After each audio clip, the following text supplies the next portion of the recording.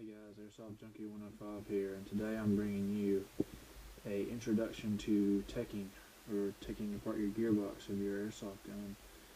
Today I'll be working with a version 2 gearbox, which is most commonly found in your M4 based airsoft guns. This will by far be the most common gearbox that you'll see. This video will just kind of start off of how to start from scratch and put your gearbox together. I already have installed the selector plate on it. This is a classic Army gearbox shell. So the best thing to do is to learn how the gearbox works. When I first started playing airsoft, I thought I'd never be able to work on my own gearbox because I just thought it was way too complicated. Once I got it opened and I actually looked at what makes up the gearbox, I was amazed that it's really not that difficult. You'll need some tools to work on your gearbox. Not really that many tools. You'll probably need a Phillips screwdriver to take out the screws that go into your gearbox here, and along the top and the sides. It's nice to have a Allen key set. For anything really. You won't need it for your gearbox, but you might need it to help disassemble your gun to get your gearbox out. Precision screwdriver sets are a must-have. I use this to help me pull springs, to set springs in places. Teflon tape is nice to have to create air seals with, and you need to have some grease for your gears whenever you put your gearbox back together. Especially if you buy a lower end gun, when you take your gearbox apart, you'll find a lot of grease, like just a ton. And it doesn't help the gearbox, it actually gunks it up and it'll slow it down. So whenever you go to re-grease whenever you go to, say you're going to rebuild it, take everything out, clean it, get all that old cheap grease out of there. And you're going to put some good Teflon grease for your AEG gearbox in there. This is by Garter. So far I like it. Seems like it works pretty good for me. But you're gonna use it lightly. You're not gonna just gunk it on there because all it does is slow it down. So let's get started. What I'm gonna do is I'm just gonna tell you the names of the parts. What's helped me out a lot whenever I learn the names of the parts, so I know what I'm looking for when I go to buy something. Let's see. Okay, so right here you have your air nozzle. Okay. Have your taffet plate. You have your spring guide. This one is metal. There's plastic ones. There's bearing spring guides out there. A lot of different choices. I just went with the metal because I like having it metal. This is your spring. This is what actually gives you the ability to shoot. And next, here's your cylinder. From what I understand, stainless steel is about the best you can get because it's real smooth on the inside. I've used stainless steel and I seem to like it. Works pretty good for me. Here's your cylinder head.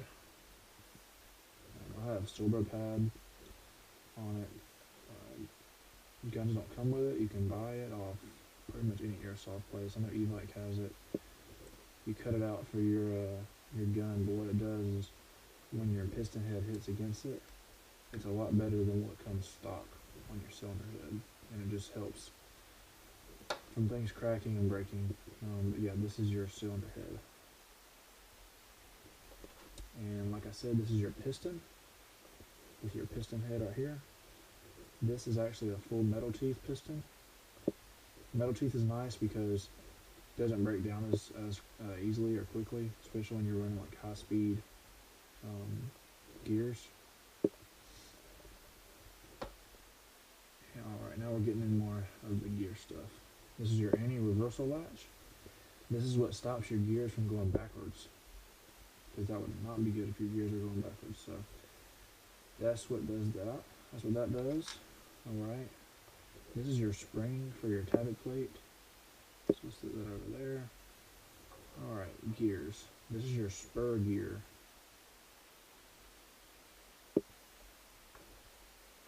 This is your sector gear. This is actually what pulls back your piston. This is your bevel gear. This is what contacts to your motor, the pinion gear on your motor. It's very important. You can see on here, I have these little pieces of metal, almost like an O-ring. These are called shims. These adjust the height of your gears inside your gearbox shell, which basically, stops wobble, because you want them to be as solid as possible. You want as much contact to each teeth as you can get, but you don't want to be forcing them on each other, because you start grinding gears and tear stuff up. The reason you want to adjust your height is because you want your gears to be together, but you don't want them to be rubbing. You don't want this part to be rubbing against the bottom of this one. You want it to have high enough where it's not rubbing. So that'll take some time. The best thing to do is do that first. Go ahead and shim your gears, and once you do that, leave your shims on your gears. That way you know which goes to what. Alright, let's get started. I'm actually going to do a second video because I don't have a wiring harness for this gearbox yet. So the trigger assembly and the wiring harness won't be installed in this video, but I plan on doing a second video where I show you how to install that. This video is just going to be more towards everything else.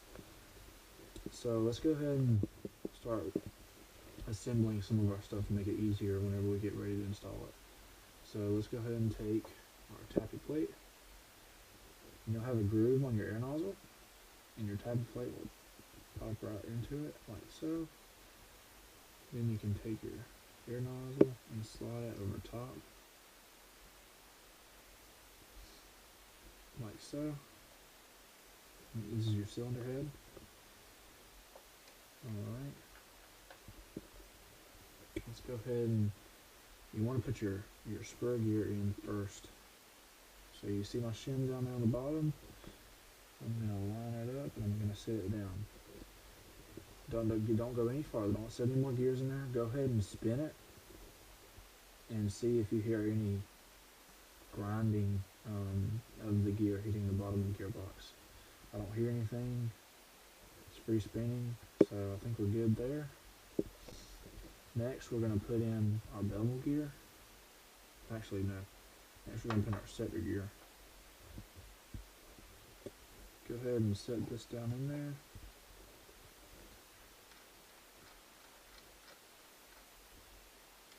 Looks good.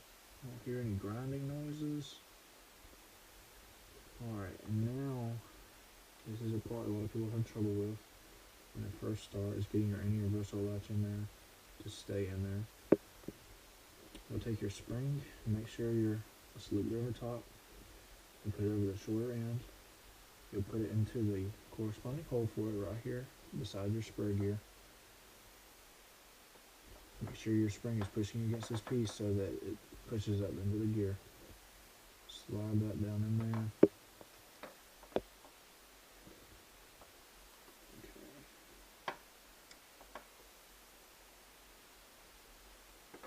Okay, that's down in there. Now, what I do is I just grab a hold of this and I stop it from releasing. Because what it's going to do is it's going to go out like that. So you just want to hold it like this. Take your bevel gear. With my shim on it, I'm going to stick it down in here. And turn it left so that your universal latch can pop in place.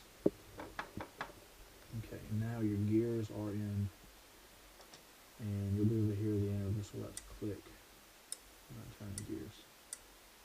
And this is a good time to test to see if you hear any grinding in the gears or anything like that. If I don't hear anything, looks like it sounds good to me. Go ahead and spin these back. Let's gear this right here back around so I can, when I put my cylinder in there, everything fits best. Alright. So that's finished. Now we're going to move on to our cylinder and our piston and all the rest of the gun.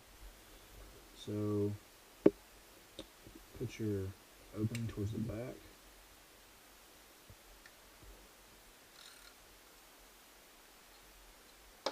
Let's stick this in here first. Alright, take your cylinder head with your tab plate on there. So you want it to be. Let me pop this off real quick. I'm going to show you how to test your compression. Whenever you push your cylinder head down in there, you want it to be flush with the cylinder. So a little farther, a little too far.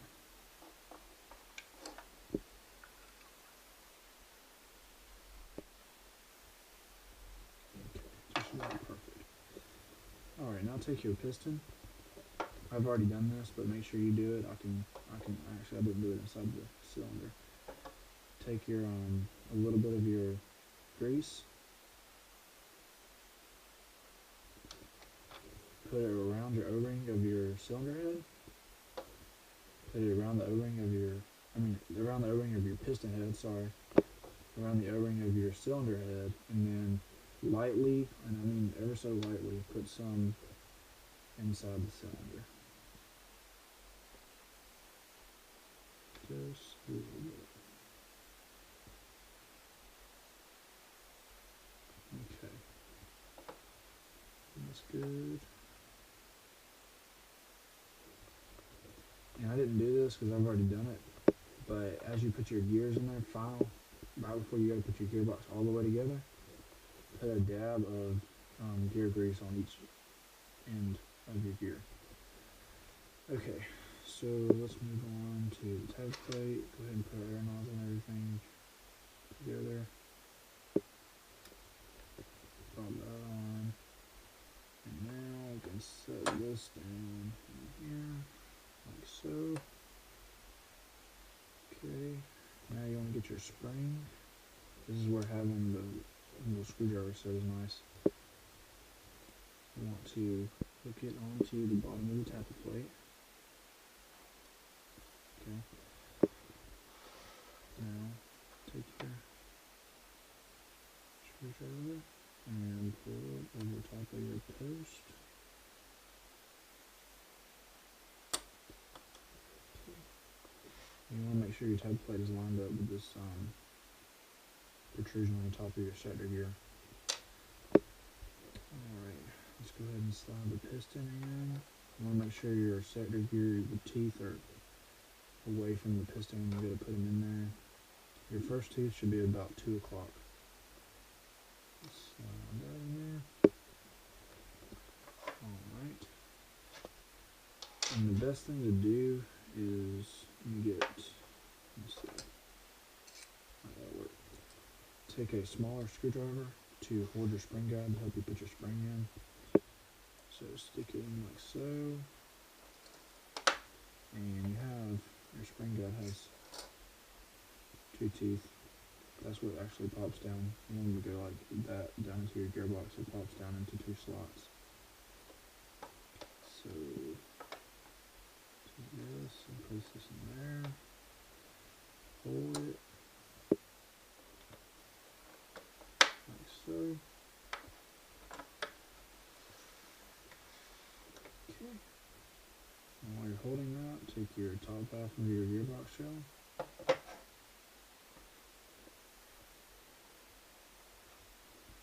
Make sure everything is seated nice. Slide the top half on there.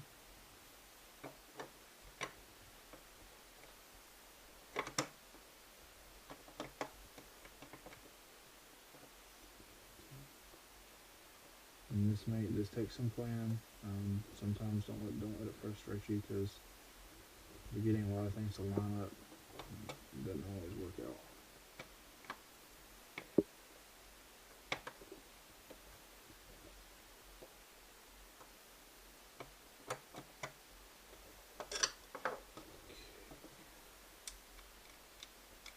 Let's see. Looks like a piston is far enough forward.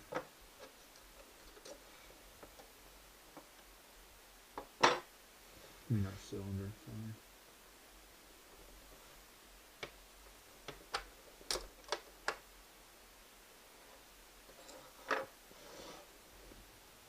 Just gonna slide this up a little farther. Let's try this one more time.